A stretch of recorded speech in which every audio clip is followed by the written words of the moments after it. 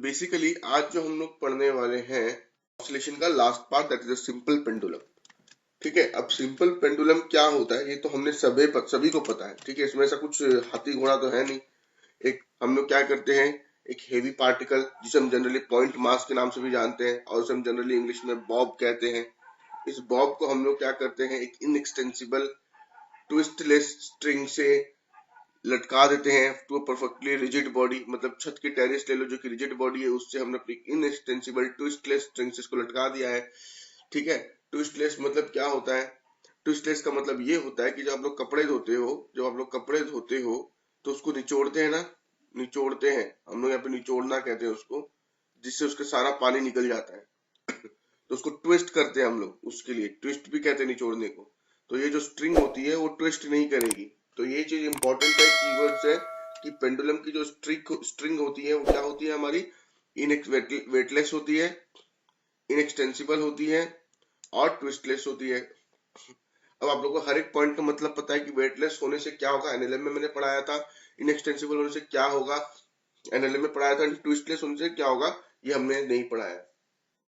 ठीक है, अगर ट्विस्ट वगैरह करेगी तो उसके टाइम पीरियड वगैरह में प्रॉब्लम आने लगेगी, इसलिए ट्विस्टलेस भी नहीं, ट्विस्टलेस होनी चाहिए वो। ठीक है, और उसको हम लोग ऑसिलेट करवाते हैं in a single vertical plane under gravity. Vertical plane मतलब एक आपका एक्स एक्सिस, एक आपका हॉरिजॉन्टल प्लेन होता है, एक आपका वर्टिकल प्लेन होता है। ठीक है, अगर ये प्लेन बना रहे हो ऐसा प्लेन होगा, अगर ऐसे प्लेन रखा हुआ है तो ये आपका हॉरिजॉन्टल प्लेन है, लेकिन अगर यही प्लेन आपका ऐसे रखा हुआ है तो ये आपका वर्टिकल प्लेन हो जाता है।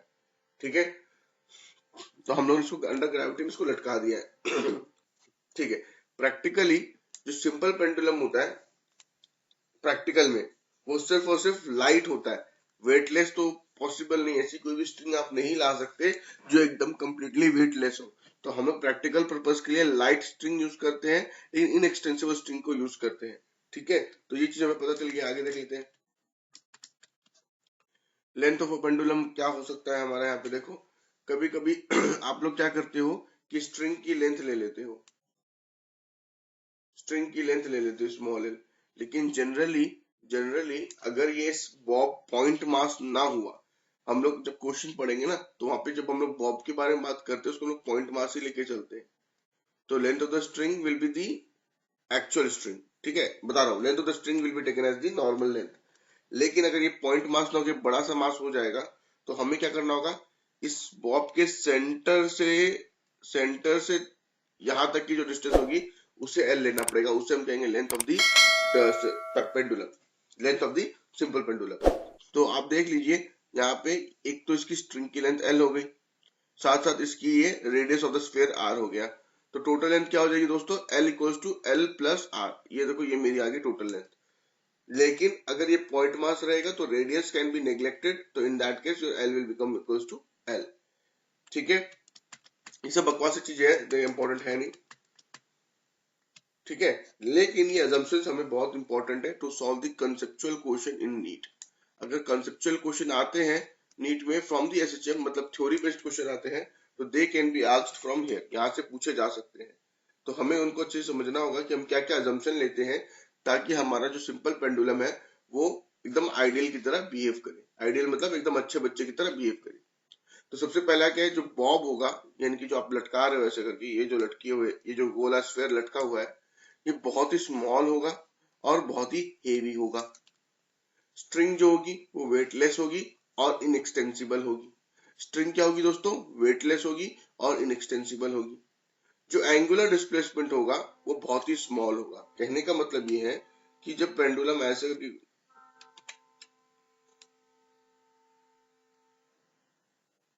ये हमारा पेंडुलम है, जब ये यहाँ पे ऑसिलेट कर रहा है, ये जो ऑसिलेट कर रहा है, तो ये इस पोजीशन से यहाँ पहुंचा। अगर मैं आपको पूछूं what is the linear displacement, तो आप क्या बोलोगे, सर इनिशियल पोजीशन क्या है, मैंने बोला ये। फाइनल पोजीशन क्या है, आप बोलेंगे ये।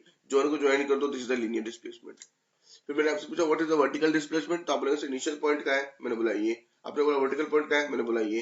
तो सर इन दोनों के बीच की जो डिस्टेंस है that is the vertical displacement, ये वर्टिकल डिस्प्लेसमेंट होगी।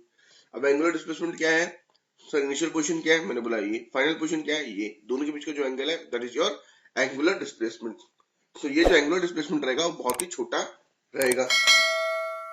Length of the pendulum will be very large, मतलब जो स्ट्रिंग होगी वो हमें थोड़ी सी लंबी करनी है, स्ट्रिंग जो होगी वो हमें थोड़ी सी लंबी करनी है। अब हम बोलेंगे सर कैसे पता चला कि स्ट्रिंग को ही लंबा करना है, क्योंकि दोस्त यहाँ पे देखो बॉब तो स्मॉल है, बॉब हमने टोटल लेंथ क्या पढ़ा, L प्लस आर।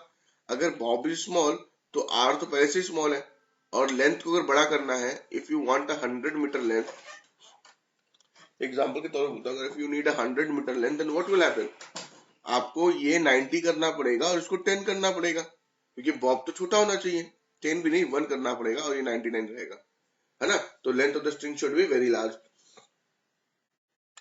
उसके बाद क्या है, जो बॉब है वो अलोंग स्ट्रेट लाइन मूव करेगा, it's motion is linear SHM, ठीक है, it's motion will be linear SHM, ठीक है।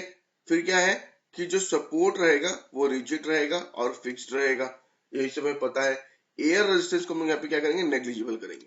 तो काम की चीजें क्या है हमारे लिए, पहली, दूसरी, तीसरी और चौथी, बस, ठीक है। और ये पांचवी भी अच्छी है, याद रख सकते तो बहुत अच्छा, ये तो हमें ऐसे ही पॉकेट में याद रह जाएगा, इसको पर्टिकुलरली इंफेसिस करके हमें याद करने की जरूरत नहीं है, हमें ऐसी समझ में आ जाएगा कि रिजिड नहीं होगा तो गिर जाएगा, फिक्स्ड नहीं होगा तो गिर जाएगा, एयर रेजिस्टेंस करेंगे तो हम लोगों ने जब टाइम पीरियड निकाला है तो वो तो काम ही नहीं आ रहा उसमें, है ना, वगैरह वगैरह हमें समझ में आ जाएगा। लेकिन ये चार जो पहले 5 जो पॉइंट है, यहाँ पे आप कोई कंसेप्चुअल एरर कर सकते हो, तो इनको अच्छे से याद रखना। आगे देख ले, जब हमारा बॉब जो है बड़ी रेस्ट पे रहता है और स्ट्रिंग जो रहेगी वो हमारी वर्टिकल पे रहेगी, स्ट्रिंग कहाँ रहेगी दोस्तों, स्ट्रिंग हमारी रहेगी वर्टिकल पे, वर्टिकली स्ट्रेट रहेगी, तो उस केस में इसे हम कहते हैं इक्विलिब्रियम पोजीशन, और जिसे अभी तक हम पढ़ते आए थे मीन पोजीशन के नाम से, ठीक है, इसे मीन पोजीशन भी कहते हैं। अब इस पोजीशन में क्या होता है, बात को समझो कि इस बॉब का जो वजन है वो नीचे की तरफ गिर रहा है mg, अगर बॉब का मास m है तो नीचे की तरफ गिर रहा है mg, और स्ट्रिंग में जो टेंशन है वो t है, तो at equilibrium position t will be equals to mg। ये पॉइंट हमें पता होना चाहिए, जो हमें पता है, कोई बड़ी बात नहीं है चीज, ठीक है, t इक्वल्स टू mg में पता, चलो ठीक है। इसको इस थोड़ा सा x डिस्टेंस मैंने इसको मूव कर दिया, ठीक है, थोड़ा सा डिस्टेंस मैंने इसको क्या किया, मूव कर दिया बाई x। उसके बाद क्या हुआ कि इसने एंगुलर डिस्प्लेसमेंट किया थीटा, इसने एंगुलर डिस्प्लेसमेंट किया थीटा, ठीक है। अब इस पोजीशन पे बॉब पे क्या क्या फोर्स लग रही होगी, सबसे पहले तो इसका mg नीचे की तरफ, दूसरी बात इसकी टेंशन ऊपर की तरफ, तीसरी बात इसको हम जो है mg sin थीटा और mg cos थीटा में रिजॉल्व कर सकते हैं, इस तरह से देख लो, ठीक है। तो यहाँ पे हमने देखा कि जो टेंशन है हमारा वो mg cos थीटा से बैलेंस्ड है, जो हमारा टेंशन जो है वो mg cos थीटा से बैलेंस्ड है। यहाँ देख सकते हो आप लोग डायग्राम में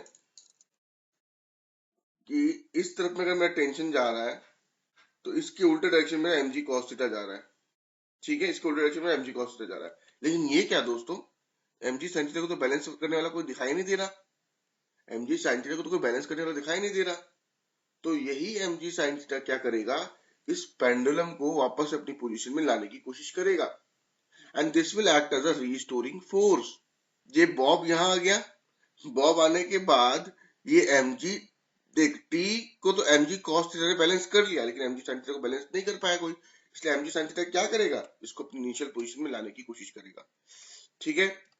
तो आगे देख लेते हैं हम लोग, यहाँ पे जो रिजल्टेंट फोर्स होगी बॉब के ऊपर में वो होगी F equals to minus mg sin theta. अब आई होप ये मुझे बताने की जरूरत नहीं कि माइनस क्यों आया, क्योंकि हम लोग रिस्टोरिंग फोर्स के बारे में इतना बार पढ़ चुके हैं, पिछली क्लास में खाली रिस्टोरिंग रिस्टोरिंग रिस्टोरिंग करके कि सबको याद हो गया होगा रिस्टोरिंग का मतलब क्या था, कि फोर्स और डिस्प्लेसमेंट दोनों अपोजिट डायरेक्शन में है, इसकी वजह से वहां पे एक नेगेटिव आ जाता है। अब एक बात समझो, मैंने वहां पे क्या असम्पशन लिया था कि theta is very small, angular displacement is very small, तो जब थीटा स्मॉल हो जाता है ना दोस्तों, तो अगर जब थीटा स्मॉल हो जाता है दोस्तों, तो साइन थीटा हो या टेन थीटा हो या कॉस थीटा हो, उससे कोई मतलब नहीं है, सब एक जैसे हो जाते हैं, सब एक जैसे हो जाते हैं। जब थीटा भगवान बन जाता है तो सभी लोग उसके बच्चे सब समान हो जाते हैं, ठीक है।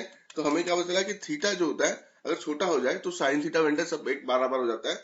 एंड थीटा का फॉर्मूला हम लोगों ने, अगर आप लोगों ने बेसिक मैथमेटिक्स की क्लास की है या फिर थोड़ा मैथ्स पढ़ा होगा 9th-10th में, तो आपको याद होगा theta equals to length of the arc upon radius होता है।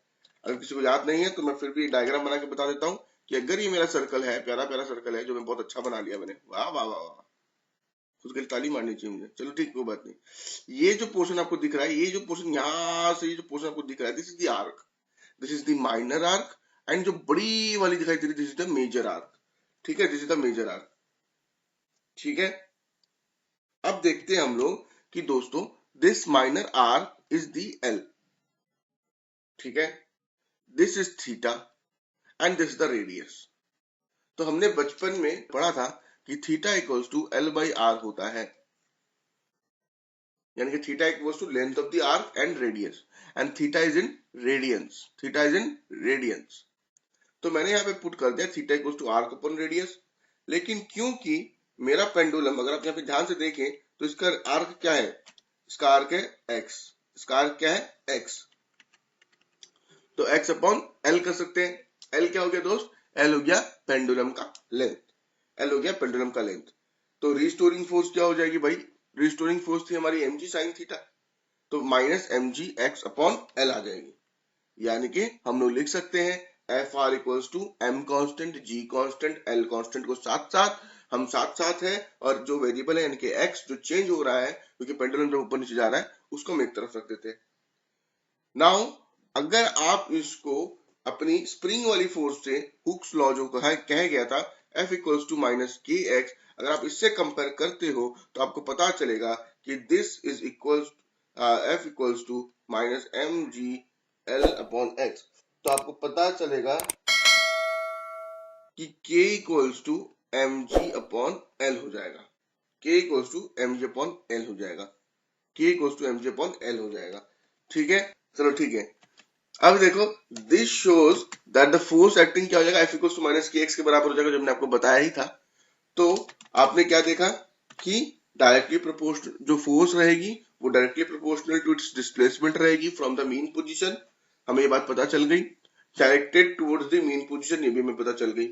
तो दोनों की दोनों कंडीशन जो है एसएचएम की वो सेटिस्फाइड कर जाती है, यानी कि जो सिंपल पेंडुलम होता है वो हमारा एसएचएम एग्जीक्यूट करता है, ठीक है। अब हमें क्या करना है, expression for the time period of a pendulum, ठीक है। हमने क्या पढ़ा, F इक्वल्स टू एम में हमने पढ़ रखा है, F इक्वल्स टू एम में हमने पढ़ रखा है, और F क्या है यहाँ पे, रीस्टोरिंग फोर्स, उसकी वैल्यू क्या है एम जी साइन थीटा। तो मैं A equals to F R upon M कर देता हूँ, लेकिन एफ आर का वैल्यू अभी क्या निकाला था दोस्तों, minus M G L upon X, निकाला था कि नहीं निकाला था, निकाला था सर। तो पुट करके देख लेते क्या आता है, तो पुट करते ही देखो m तो मर गया, शहीद हो गया बेचारा, a equal to G X by L. और अगर आप इसको g constant l constant compare करोगे a ओमेगा स्क्वायर x से, तो आप ये कंक्लूड कर सकते हो कि omega square equal to ji by L हो सकता है। तो हम लोग आगे बढ़ते हैं, ठीक है। अगर omega square equal to ji by l होता है तो ओमेगा इक्वल टू क्या होगा, root over g by l, t equal to omega आ गया। बट हमें टाइम पीरियड का फॉर्मूला क्या पता है सर, बचपन में आपने हमें पढ़ाया था कि t equals to 2 pi by omega, फिर ओमेगा के बदले सर आप ये पुट कर दीजिए, मैंने बोला ठीक है कर देते हैं, और मेरा आंसर आ गया कि t equals to 2 pi root over L by g, ठीक है। स्पेशल केसेस देखते हैं,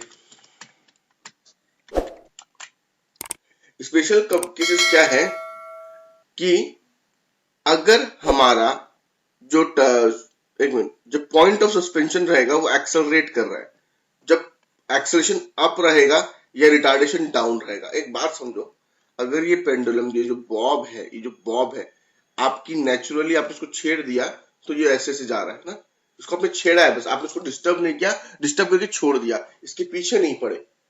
लेकिन अब एक केस होगा जिसमें आप थोड़े ज्यादा शैतान हो गए और आपने क्या किया, इसको छेड़ा, साथ साथ इसमें आप थोड़ा सा एक्सेलरेशन ऐड कर दे रहे हो अपना ऊपर जाने के लिए। तो अगर ये ऊपर की तरफ जा रहा है, ऊपर की तरफ जा रहा है, तो इसको हम क्या कहते हैं, एक्सेलरेशन अप, या फिर रिटार्डेशन डाउन भी कहते हैं। एनएलएम में पढ़ा था आप लोगों ने, लिफ्ट वाले केस में समझाया था कि एक्सेलरेशन अप हो रहा है मतलब उसको रिटार्डेशन भी कह सकते हैं डाउनवर्ड की तरफ में, ठीक है। तो उस पर भी ज्यादा मेहनत नहीं करते हैं। तो हमारा फॉर्मूला जो हो जाएगा वो हो जाएगा t equals to 2 pi root over L by g plus a. लेकिन वहीं अगर हमारा ये नीचे की तरफ आ रहा होगा और आपने अपना एक्सेशन थोड़ा सा और इसमें ऐड करने की कोशिश की, तो यहाँ पे क्या हो जाएगा हमारा एल जी माइनस ए, एक्सेलरेशन डाउन या फिर रिटार्डेशन अप में हमारा हो जाएगा जी माइनस ए, ठीक है। तो ये दो फॉर्मूलाज जो है हमारे लिए इंपॉर्टेंट हो जाते हैं, ठीक है।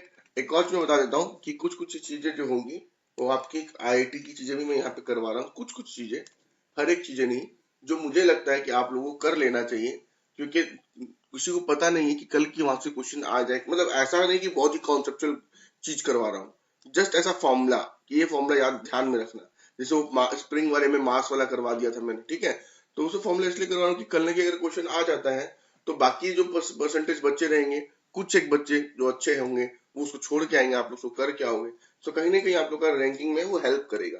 ठीक है, नहीं आएगा तो नहीं आएगा, क्या है, इतनी मेहनत कर रहे हैं तो 10 मिनट और एक्स्ट्रा कर लेंगे, क्या फर्क पड़ता है। ठीक है, अब देखो, अगर पेंडुलम हॉरिजॉन्टली जा रहा था, आराम से जिंदगी बिता रहा था, straight forward horizontally along x axis जा रहा था, तो उस टाइम में उसका जो एक्सेलरेशन रहेगा वो हो जाएगा ये वाला। तो हम लोग क्या करेंगे, ये वाला फॉर्मूला पुट कर देंगे, value t equals to 2 pi root over L by root over G square plus A square. ठीक है, अब देखो ये वाला फॉर्मूला अगर देखोगे तो यहाँ पे ये सब चीज हमें याद रखने की कोई जरूरत नहीं है, गोली मारो। अब वो क्या करना है कि अगर पेंडुलम सस्पेंड किया जाता है from the roof of a vehicle, vehicle मतलब आप गाड़ी में बैठे हो, ठीक है, और यहीं पे आपने क्या किया, एक पेंडुलम को लटका दिया है। ठीक है, अब क्या हुआ, ये मूव कर रहा है freely down an incline plane, ये हो गया हमारा इंक्लाइन प्लेन, और ये वाली गाड़ी हो गई। अब यहाँ पे अपने पेंडुलम लटका दिया रूफ ऑफ व्हीकल से, जब ये नीचे की तरफ जाएगा, जब ये नीचे की तरफ जाएगा, जब ये गाड़ी फ्रीली नीचे की तरफ जाएगी, गोल घूमते घूमते इसका टायर जाएगा, तो उस टाइम जब ये पेंडुलम ऑसिलेट करेगा उसका टाइम पीरियड हो जाएगा t equals to 2 pi root over L by G cos theta, G cos theta. मैंने बहुत बार ये क्वेश्चन डाला था, ये सेम चीज मैं लिख देता था, and what will be the acceleration of this one. ठीक है, तो स्टूडेंट लोग जनरली यहाँ पे ऑप्शन में मैं ये भी देता था, साथ साथ ये भी देता था। तो मैंने ये ऑब्जर्व किया कि मैक्सिमम स्टूडेंट ने इसको टिक मारा था, मैक्सिमम जी साइन थीटा पे। ठीक है, लेकिन जी कॉस थीटा होता है। अब आप ये सोच रहे होंगे कि सर इसको कराने का क्या मतलब बनता है, क्यों इतना चीज करवा रहे हो। तो देखो, अगर आप लोगों ने पिछले 2 साल का पेपर एनालाइज किया होगा तो नीट ने हर बार एक क्वेश्चन पूछा है जिसमें वो पूछते हैं डाउन द इंक्लाइन प्लेन का एक्सेलरेशन बताइए। ठीक है, तो एक्सपेक्टेशन तो ये भी है कि ये भी पूछ सकते हैं वो लोग। हमें तो नहीं पता ना कि ये पूछेंगे नहीं पूछेंगे, पर चांसेस है इसके भी आने के। ठीक है, क्योंकि उनको जो पूछना था उन्होंने पूछ लिया, बचा यहीं से कुछ कुछ पूछेंगे। तो ये वाला हमें याद रखना होगा कि L by G cos theta होता है। आगे की देख लेते हैं, ये केस थोड़ा सा एक्स्ट्रा आ जाता है, लेकिन ये भी इंपॉर्टेंट केस बन जाता है, 5-6 केसेस है, आप लोगों को ज्यादा नहीं है। तो अगर मैंने पेंडुलम को एक वर्टिकल इलेक्ट्रिक फील्ड के अंदर रख दिया तो बॉब पे नेट फोर्स क्या लगेगी, बॉब पे नेट फोर्स क्या लगेगी।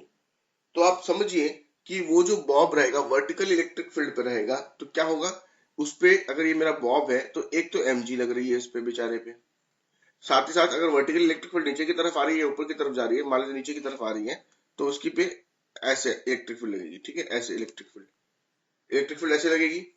और हमने पढ़ा है क्लास 12 में कि electric field equals to force upon charge. ओहो सर, आपने पढ़ाया तो नहीं, पढ़ा तो है ना तुम लोगों ने, F इक्वल्स टू क्यू ई।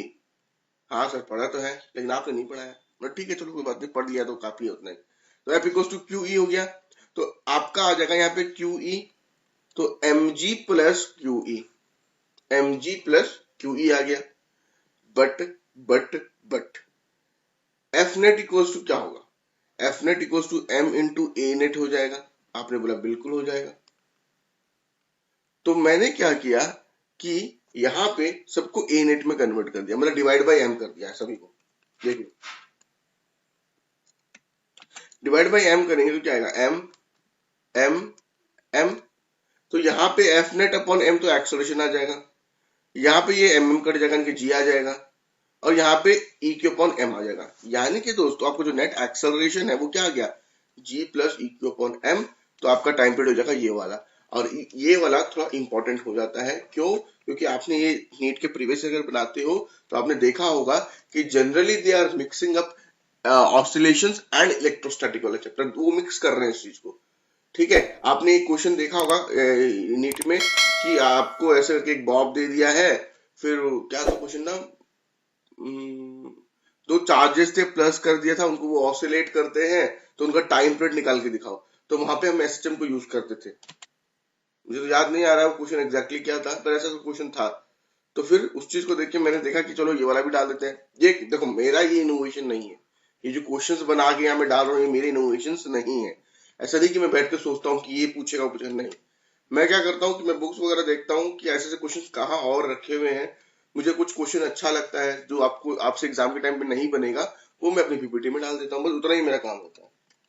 ठीक है, ये देखो, पढ़ो इस क्वेश्चन को, ये प्रीवियस ईयर नहीं है, ये मैंने कहीं से देखा था, मुझे याद आया तो मैंने डाल दिया उसे।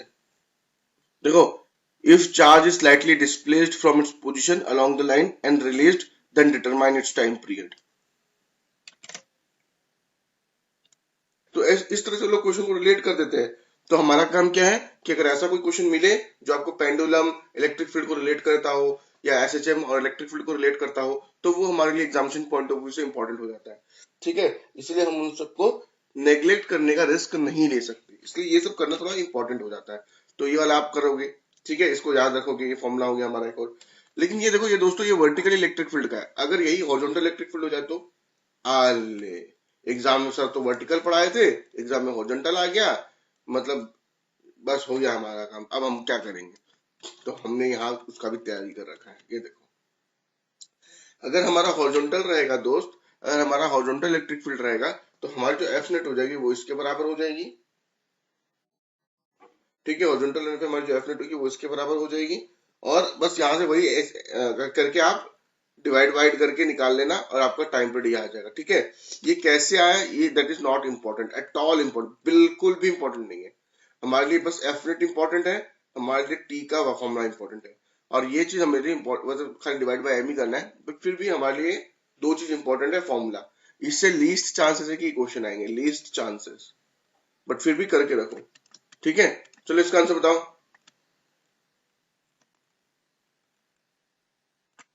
चलो ये आसान सा क्वेश्चन था, अब एक और देख लेते हैं, बताओ आंसर। 2 सेकेंड। ठीक है,